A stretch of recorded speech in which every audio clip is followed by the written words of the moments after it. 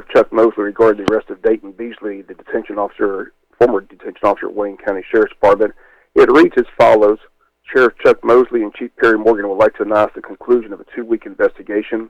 The Jesup Wayne Tactical Narcotics Team has been conducting an undercover operation into Wayne County Detention Officer, moving contraband to inmates incarcerated in the Wayne County Jail. This investigation is in response to complaints and information received involving the corruption of one detention officer. Credible complaints received against officers and deputies are taken very seriously by both the Wayne County Sheriff's Office and the Jesup Police Department.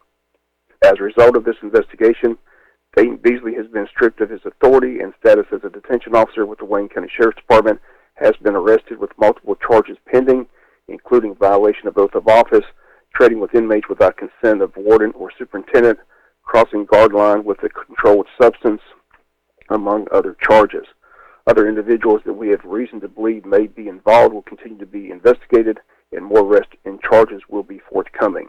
With the assistance from Alma PD, Bacon County Sheriff's Department, Brunswick PD, and the Georgia Department of Corrections K-9 Unit, the Wayne County Sheriff's Office jail staff, Jesup police officers, and Wayne County Sheriff's Office deputies conducted a search of the jail while in the facility.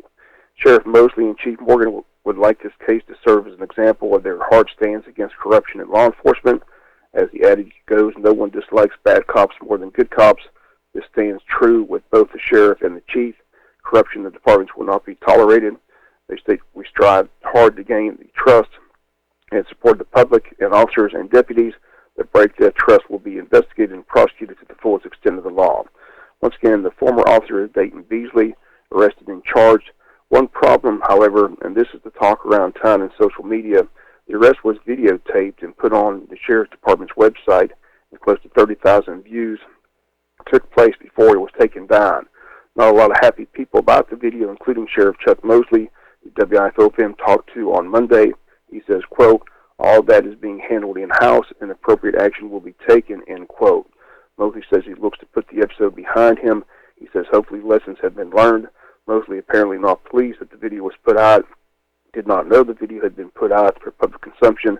He says he will take whatever necessary action needs to be taken to make certain something like this never happens again. He didn't really want to discuss the issue, says he's handling the issue in-house and will not be making any other public comments about the video. We'll be back with more news after this word from our sponsor of the commercial messages, so please stay tuned.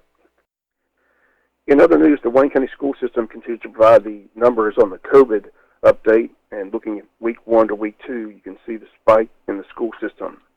In week 1, they had 19 weekly positive COVID cases.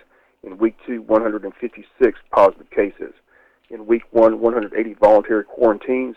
In week 2, 453 voluntary quarantines. In week 1, 21 required quarantines. In week 2, 358 required quarantines, and those involve students. As far as employees go, they have 840 employees in the school system. In week 1, 21 weekly positive cases. Week 2, 48 weekly positive cases. In week 1, 14 quarantine for possible exposure. In week 2, 35 quarantine for possible exposures. Again, the school system continues to update those numbers each week. The Wayne County Board of Education meets today at 6 p.m. at the Tech Center for their monthly board meeting. On the agenda, under discussions and information facilities use, also the COVID-19 update with Dr. Kelly. Also, COVID leave, capital outlay projects will be updated by the superintendent. Surplus items on the agenda, also strategic plan, several board policies, financial management, and executive session, all that taking place today at 6 p.m. at the Tech Center. School systems in their hybrid week.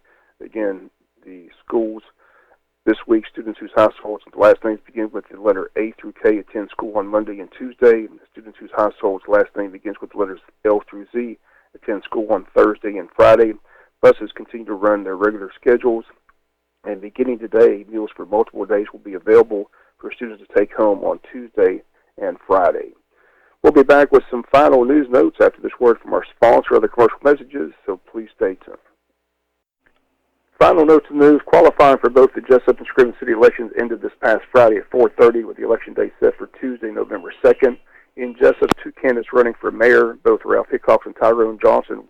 Tyrone Johnson will join us next week on the Butch and Bob Show to discuss his candidacy. In District 2, incumbent Don Darden is being challenged by Pamela Schumann. In District 3, two candidates in the race, Tim Cockfield and Stephanie Williams. District 6, incumbent Bill Harvey being challenged by Heather Altman. In Scriven, Mayor Jason Weaver is unopposed. He will serve another 4-year term as Scriven Mayor. A couple of contested races, however, in Scriven for the council.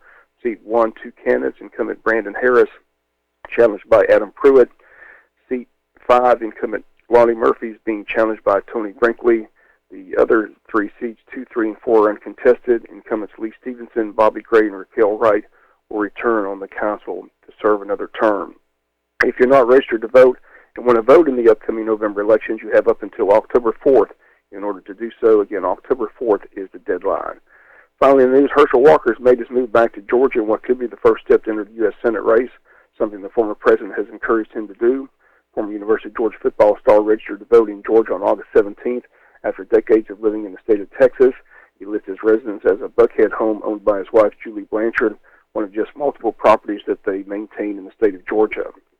Walker, for months, has said he's considering a run for the U.S. Senate seat, challenging Raphael Warnock, the lead Republican candidate in the race at the moment, is Agricultural Commissioner Gary Black, who launched his campaign back in June. Several public polls show Walker with an early lead if he indeed enters the race, which more and more it seems like that he will. Some Republicans have voiced concern, however, that Walker's past could hinder his chances. They point to his history of violent behavior, struggles with mental illness, and an ongoing state investigation of whether or not his wife, while living in Texas, cast an illegal vote in the state. She says she's done nothing wrong. But again, the first step has been made. Herschel Walker, now living in the state of Georgia, and again being encouraged by his friend and former president to enter the race for U.S. Senate. That's going to do it for the latest in local news. Sports comes your way in a few minutes. Bob Morgan saying have a great day.